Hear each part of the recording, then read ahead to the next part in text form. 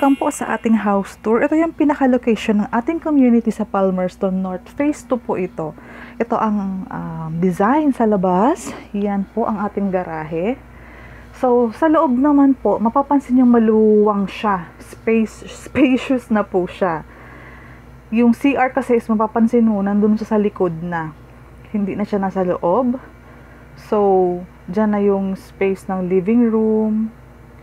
Ayan yung space ng sa CR, pintuan palabas ng service area, may bintana dyan. Sa likod ng door, nandyan yung ating hagdanan pataas. So, townhouse ito, 2-story house na merong malaking garahe. Sliding na ang windows, with grills na po yan. Ayan siya. So, yung sa corner natin, kasya dyan ang Mirage. Itong Mirage po namin is kasya po siya dito sa corner. Ito ang location ng ating community. And meron tayong swimming pool, clubhouse, basketball court doon sa right side ng ating subdivision. Ito ang ating turnover unit. Ayan, kung mapapansin nyo, mayroon na siyang pintura loob at labas. Ayan yung taas natin, sliding windows. So, maganda ang ating source ng ventilation, ang ating source ng daylight. Malalaki ang bintana natin, sliding windows na po yan. Maganda ang klase ng ating pintuan.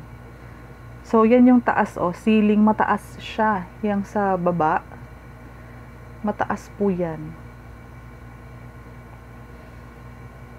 So, ang kulang mo dito is tiles na lang po. Pwede mo na siyang ma-occupy.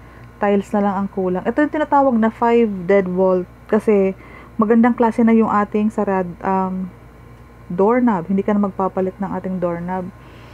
Close video. Close up natin yung taas. Ito yung service area mo, sink, laundry area, pwede dito sa labas. Isang dipapa po yan. So, spacious po ang likod natin. And, nasa likod na din. Naurong na sa likod yung ating CR. Toilet and bath. May bintana para sa ventilation, and sa hangin, and sa liwanag. Naka-tiles na po yan. Ayan po. Maganda ang pagkaka-finish ng ating wall. Yan. Yan ang palibot natin. Ito ang ating hagdanan. Bakal po siya. And meron na siyang hawakan. Ayan yung baba. Kung mapapansin mo ang space sa baba. Living area, kitchen area, dining area. May extra bintana tayo as magandang source ng daylight sa mga gusto makatipid ng kuryente.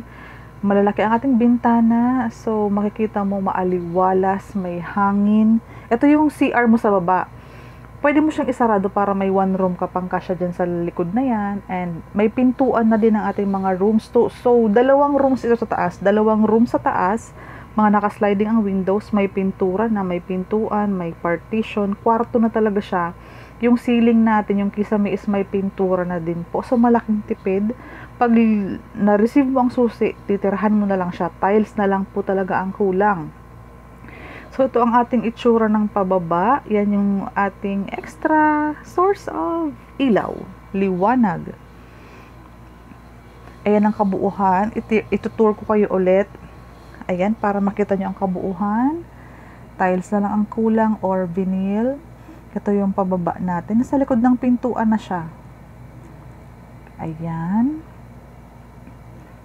Ito ulit ang ating living area. So, mataas po. Mapapansin po, mataas po ang ating ceiling. Kahit sa baba po. Kung naghahanap kayo ng spacious na living area, dining area, ayan yung garahe mo sa labas. Ayan siya. Kahit po magkaroon kayo ng dyan, yung gate, kasya pa din po ang sedan.